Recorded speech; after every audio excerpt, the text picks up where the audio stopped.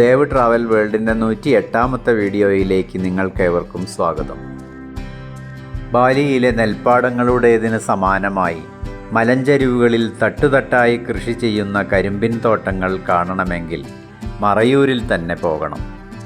ഇടുക്കി ജില്ലയിൽ ദേവികുളം താലൂക്കിൽ കാന്തല്ലൂർ, മറയൂർ പഞ്ചായത്തുകളിലായി ഈ കൃഷി വ്യാപിച്ചു കിടക്കുന്നു. പശ്ചിമഘട്ടത്തിൽ ഈ മലനിരകളുടെ സ്ഥാനവും തനത് കാലാവസ്ഥയും മണ്ണും ഇവിടുത്തെ കരിമ്പിന് സാധാരണയിൽ കവിഞ്ഞ മധുരവും മണവും നൽകുന്നു. ഇക്കാരണങ്ങൾ കൊണ്ടുകൂടിയാകാം മറയൂരിൽ നിർമ്മിക്കുന്ന ശർക്കരയ്ക്ക് ജിയോഗ്രഫിക്കൽ ഇൻഡിക്കേഷൻ ടാഗ് ലഭിച്ചത്. ശർക്കരയുടെ ഉൽപ്പാദനത്തിലും ഉപയോഗത്തിലും ലോകത്തിൽ ഏറെ മുൻപന്തിയിൽ നിൽക്കുന്ന രാജ്യമാണ് ഇന്ത്യ. ലോകത്താകെയുള്ള ശർക്കര ഉൽപ്പാദനത്തിൻ്റെ 60% ഉൽപ്പാദിപ്പിക്കുന്നത് ഇന്ത്യയിലാണ്.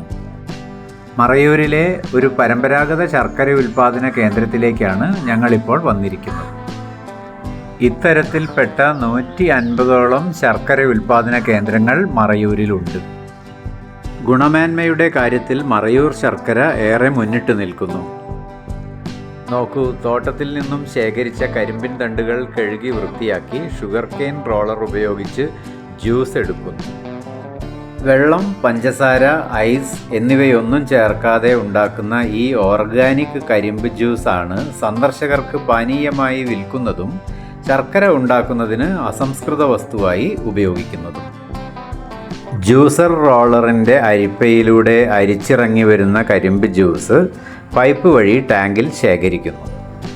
ഇങ്ങനെ ടാങ്കിൽ ശേഖരിച്ച കരിമ്പ് ജ്യൂസ് ടാങ്കിൽ നിന്നും ആവശ്യാനുസരണം പൈപ്പ് തുറന്ന് ചരുവത്തിലേക്ക് എടുക്കുന്നു.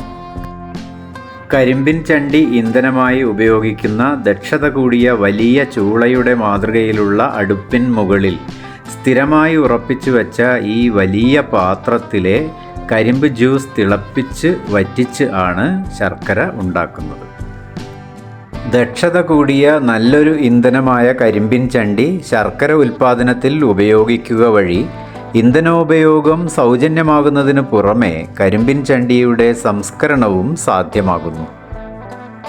ആധുനിക സാങ്കേതിക വിദ്യയോ ഉപകരണങ്ങളോ രാസപദാർത്ഥങ്ങളോ കൂടാതെ തികച്ചും പരമ്പരാഗത രീതിയിൽ നിർമ്മിച്ചെടുക്കുന്ന നൈസർഗികമായ ഈ പ്രകൃതിദത്ത മധുര പദാർത്ഥം പല പലഹാരങ്ങളിലും പഞ്ചസാരയുടെ പകരക്കാരനാണ്. 11 മുതൽ 26% വരെ ഇരുമ്പും നല്ല നിലയിൽ പൊട്ടാസ്യവും അടങ്ങിയിട്ടുള്ള ശർക്കരയിൽ ഗ്ലൈസീമിക് ഇൻഡെക്സ് വളരെ താഴ്ന്ന നിലയിലായതിനാൽ പ്രമേഹ രോഗികൾക്കും ഉപയോഗിക്കാവുന്നതാണ്. തികച്ചും ഓർഗാനിക്കായി ഉൽപ്പാദിപ്പിക്കുന്ന ഈ ശർക്കര നല്ലൊരു പോഷകാഹാരം ആണെന്ന് പറയുന്നതിൽ തെറ്റില്ല. നോക്കൂ, നല്ല നിലയിൽ തിളപ്പിച്ച് ചട്ടുകം കൊണ്ട് ഇളക്കി കുറുക്കിയെടുത്ത ഈ ശർക്കരപ്പാനി തൊട്ടടുത്ത മരത്തട്ടിലേക്ക് ലളിതമായ മാർഗത്തിലൂടെ ഒഴുക്കിവിടുകയാണ്. പല കേന്ദ്രങ്ങളിലും ഇതിനു പകരം പാത്രം ചരിച്ച് ശർക്കരപ്പാനി ഒഴുക്കിവിടുന്നതാണ് പതിവ്.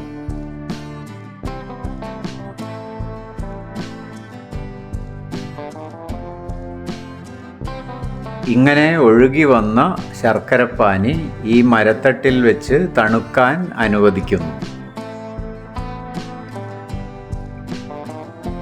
ഇങ്ങനെ ഒഴുകി വരുന്ന ശർക്കരപ്പാനി വിവിധ ആകൃതിയിലുള്ള മോൾഡുകളിൽ ഒഴിച്ച് തണുക്കാൻ അനുവദിച്ച് പല ആകൃതിയിലുള്ള ശർക്കര ഉണ്ടാക്കാൻ കഴിയുമെങ്കിലും ഇവിടെ തികച്ചും പരമ്പരാഗത രീതിയിൽ ശർക്കര പൊടിയായും കൈകൾ കൊണ്ടുരുട്ടി ഗോളാകൃതിയിലും ഉള്ള ശർക്കരയാണ് വിൽപ്പനയ്ക്കായി തയ്യാറാക്കുന്നത്.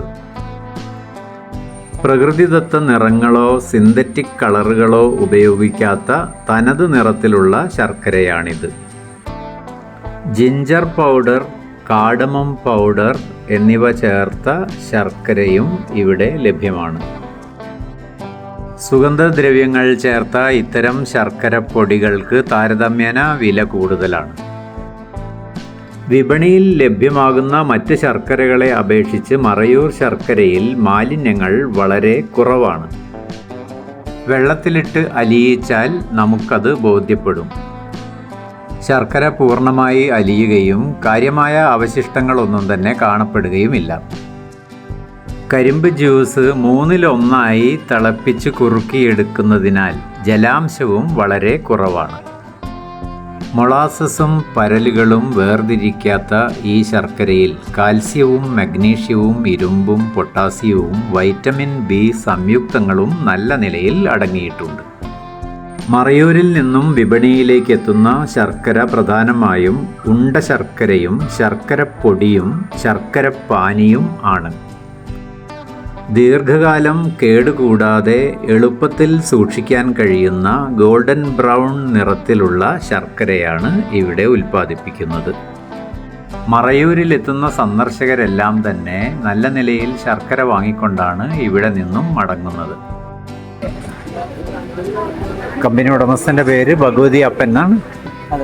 ഭഗവതി അപ്പൻ മറയൂർ സ്വദേശിയാണോ അദ്ദേഹം? നിങ്ങൾ രാജേഷ് അല്ലേ, മാനേജർ? സ്വദേശ വിദേശ സഞ്ചാരികൾ ധാരാളമായി എത്തുന്ന ഇത്തരം സ്ഥാപനങ്ങളുടെ അധികാരികൾക്ക് അനുയോജ്യമായ പരിശീലനം നൽകുന്നതിൽ അധികൃതരുടെ ഭാഗത്തു നിന്ന് ശ്രദ്ധ പതിയുമെന്ന് നമുക്ക് പ്രത്യാശിക്കാം. മറ്റൊരു വീഡിയോയുമായി നമുക്ക് വീണ്ടും കാണാം.